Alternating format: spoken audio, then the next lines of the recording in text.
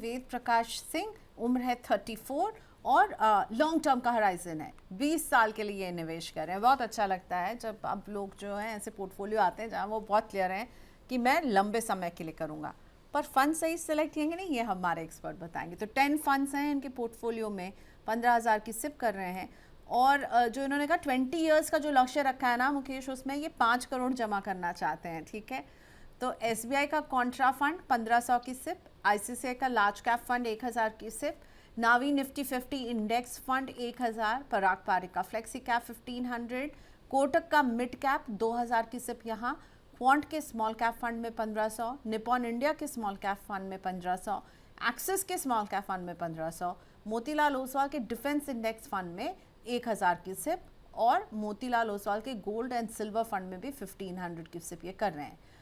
क्या इनके पोर्टफोलियो को कुछ ओवरहॉल और करेक्शन की ज़रूरत है? मैं तो तीन स्मॉल कैप देख के मुझे लग रहा है कि बहुत अग्रेसिव पोर्टफोलियो है, लेकिन जब भी हम ये बोलते हैं ना तो इन्वेस्टर की ये दलील रहती है कि भाई मैं 20 इयर्स के लिए कर रहा हूँ, मैं वॉलेटिलिटी झेल सकता हूँ। तो ऐसे में क्या क्वांट का स्मॉल कैप, निपॉन का स्मॉल कैप, एक्सिस का स्मॉल कैप, ये 3 जस्टिफाइड है इनके पोर्टफोलियो में अगर ये 20 साल का पोर्टफोलियो है तो?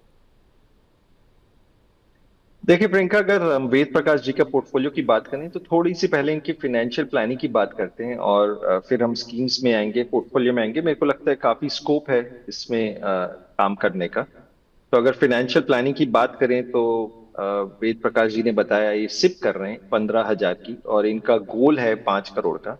तो मैंने कैलकुलेट करके देखा कि अगर ये 20 साल तक ऐसे ही करते रहे और मैं मान के चल दूं कि 14% का रिटर्न पोस्ट टैक्स पोर्टफोलियो से अगले 20 साल में निकल आएगा, तो ये पोर्टफोलियो जो है लगभग 1,75 लाख का बनेगा। तो शॉर्टफॉल रह जाएगा लगभग 3.25 करोड़ का। पर सोल्यूशन है हमारे पास। सोल्यूशन ये है कि इंडिया ग्रोइंग है, इनकी इनकम भी बढ़ेगी इन्फ्लेशन के हिसाब से, एंड ग्रोथ अच्छी रही तो बढ़िया है।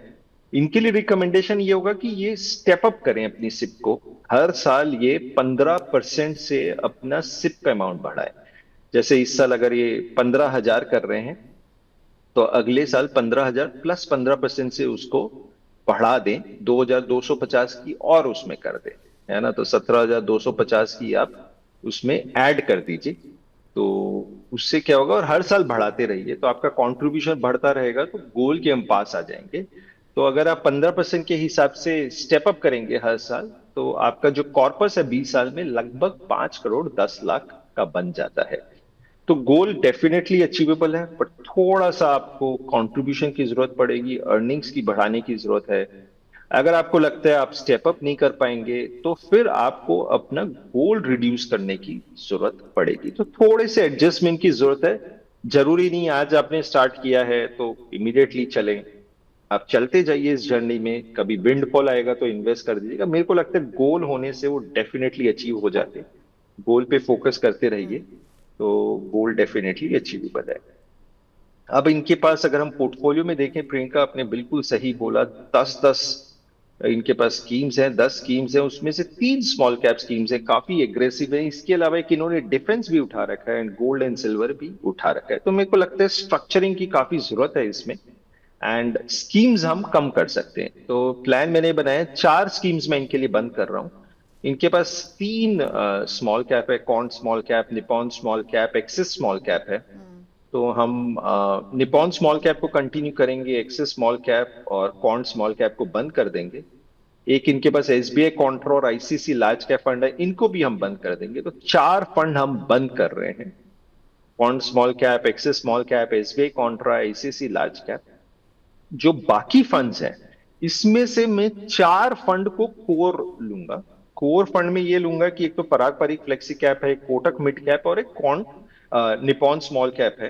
एंड जो एक इनके पास नवी निफ्टी 50 है, मेरे को लगता है काफी नैरो इंडेक्स है, सिर्फ लार्ज कैप कंपनीज आती हैं। तो इसकी जगह मैं इनको जो करना चाहूंगा, एचडीएफसी का बीएससी 500 इंडेक्स रिकमेंड करना चाहूंगा। बीएससी 500 में आपकी large cap, mid cap, small cap सब आ जाते हैं।